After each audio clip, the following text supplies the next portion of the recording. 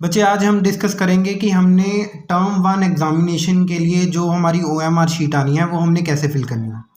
सबसे पहले तो हमें OMR शीट कुछ इस तरीके से आएगी, central board of secondary education, और इसमें सबसे पहला जो हमारा कॉलम होगा वो होगा रोल नंबर का।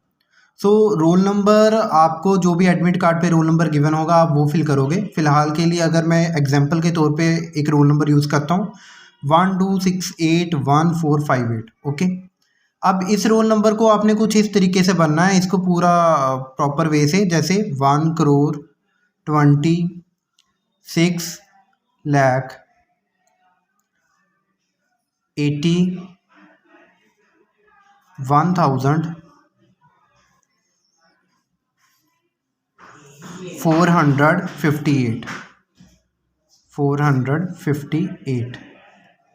ओके, आपने इसको फिल करते समय ये ध्यान रखना है कि जो ये बॉक्स से बाहर ना जाए। ओके, और इसके अलावा नेक्स्ट होगा day and date of the examination.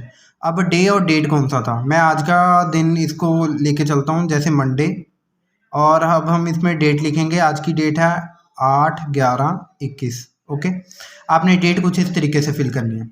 इसके बाद है सेंटर नंबर एंड नेम। जो भी आपके एडमिट कार्ड पे सेंटर नंबर और नेम होगा आप यहाँ पे फिल करोगे। उसके बाद आएगा subject code and name.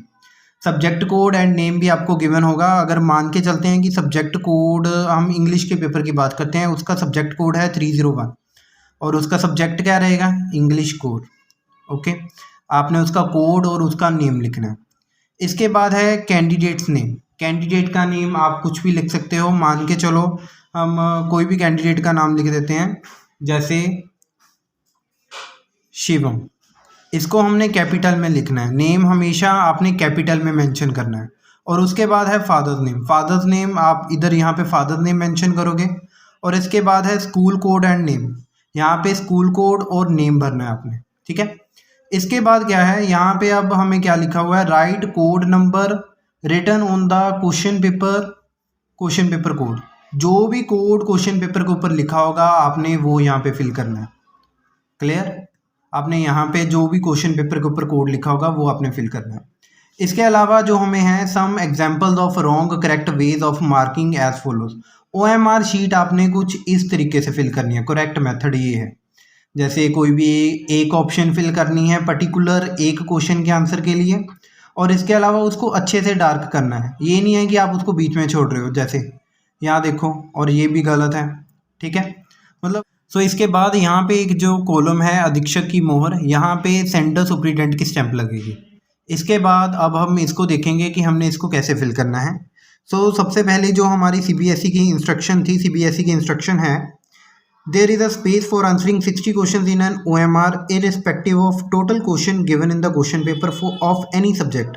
Candidates will use maximum circles as per total number of questions given in the question paper for giving responses. This should be only in serial. आपके जितने भी क्वेश्चन पेपर होंगे या जो भी subject का आपके पास कह लो क्वेश्चन वाला पार्ट रहेगा, आपको 60 ऑप्शन गिवन होगी OMR शीट फिल करने के लिए। जैसे यहाँ पे आपको 60 क्वेश्चन की जो जगह बनी हुई है वो मिलेगी, ठीक है। लेकिन अगर जैसे मान के चलो कि अगर जो हमारा मैथ का पेपर है उसमें 50 क्वेश्चन ही आते हैं, तो हम OMR शीट 50 क्वेश्चन तक की फिल करेंगे। ये नहीं है कि आप उससे आगे की फिल कर दोगे, ठीक है।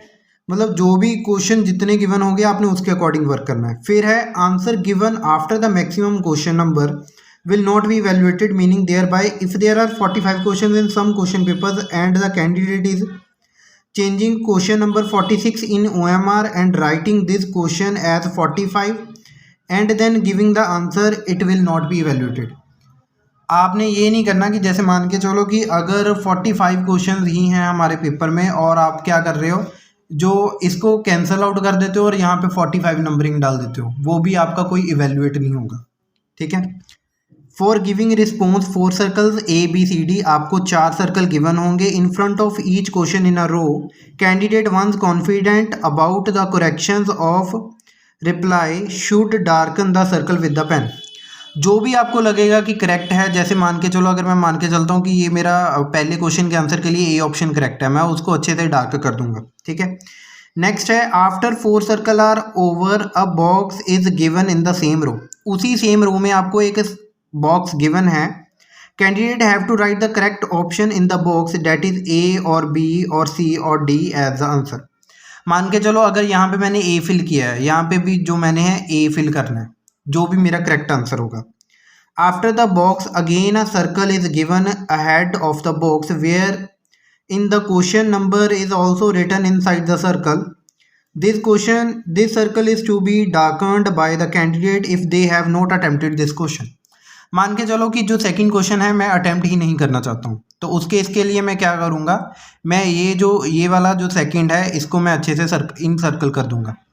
इसको डार्क करने से क्या है कि मतलब ये क्वेश्चन मैं अटेम्प्ट ही नहीं कर रहा, इसका मतलब ये रहेगा। अगर आप इसको डार्क कर रहे हो इसका मतलब ये है कि आप सेकंड क्वेश्चन को अटेम्प्ट ही नहीं कर रहे हो।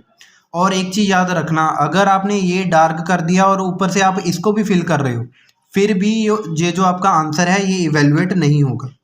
Candidates are advised to that first of all they should mark the response by darkening the circle. If fully satisfied then they should write a response in a box. Purpose of giving a box is only that if a candidate wishes to change the response, the same be written in the box. जो भी mostly अब कैसे है कि मान के चलो अगर थर्ड क्वेश्चन का आंसर जो है बी है, मैंने जो पहले कह लो कि थोड़ा सा जो मेरा माइंड चला था वो मेरा ये चला था कि मतलब बी ऑप्शन इसका सही है, लेकिन अगर बाद में मैं सोच रहा हूँ कि नहीं यार इसका बी ऑप्शन नहीं सही था, इसका ए ऑप्शन सही था, तो आप यहाँ पे ए ऑप्शन दोबारा लिख सकते हो। अब ये नहीं है कि आपका ये वाला इवेल्युएट होगा, एट द एंड आपका जो इवेल्युएशन है वो इसी की होगी। ये जो आपने बॉक्स में ए लिखा है इसी को ए को ही इवेल्युएट किया जाएगा।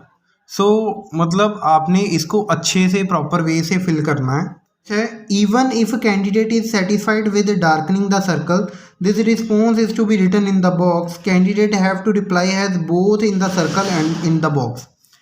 कैंडिडेट ने अगर यहाँ पे ए ऑप्शन फिल किया है उसको सेम जो ऑप्शन उसने जहाँ पे फिल किया है उसको सेम इधर लिखना भी पड़ेगा, ए ऑप्शन। ओके, नेक्स्ट है reply written in the box will be treated as final. जो आप बॉक्स में लिखोगे वो आपका फाइनल ट्रीटेड माना जाएगा, ठीक है। इसके बाद है if the box is empty and the response is marked in the circle it will be considered that the question has not been attempted by the candidate. अगर आपने यहाँ पे रिस्पॉन्स फिल कर दिया है, मान के चलो यहाँ पे आपने बी फिल कर दिया, लेकिन आपने जो बॉक्स है वो खाली का खाली छोड़ा है, तो भी आपका रिस्पॉन्स जो है वो नहीं माना जाएगा। If the response is given in the box and the circle is left blank it will be considered that the question has been attempted by the candidate. अगर आप यहाँ पे OMR शीट नहीं फिल करते हो लेकिन फिर भी आप यहाँ पे कह लो कि सी ऑप्शन फिल कर देते हो, मान लो अगर इसका आंसर सी है, आप यहाँ पे फिल नहीं करते हो लेकिन आप बॉक्स में लिख देते हो, फिर ये इवेल्युएट हो जाएगा, ठीक है। All the three that is four circles box and last circles are left blank it will be considered that the question has been not attempted. अगर आपने ना तो इसमें से कुछ फिल किया, ना इसमें कुछ लिखा, ना इसमें कुछ लिखा है, ये भी आपका नॉट अटेम्प्टेड ही माना जाएगा, ओके। अदरवाइज वैसे तो आपने यही करना है, जो आपने क्वेश्चन अटेम्प्ट नहीं करना आपने उसको अच्छे से डार्क कर देना है। जो इधर इसके बाद बॉक्स के बाद जो लाइन गिवन होगी ना आपने उसमें उसको डार्क करना है, ठीक है।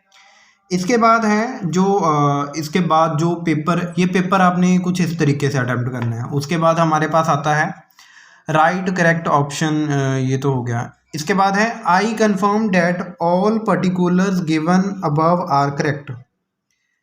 ये जो है आपने ये जो लाइन है अपनी हैंड राइटिंग में लिखनी है। जैसे लिखा हुआ है ना I confirm that all particulars given above are correct, आप इधर लिखोगे I confirm that all particulars given above are correct. आप इधर जो भी ये जो लाइन लिखी है आपने यही लाइन दोबारा सेम इधर लिखनी है, ठीक है। इसके बाद आपने यहाँ पे अपने साइन करने हैं, मान के चलो ये शिवम के साइन, ठीक है।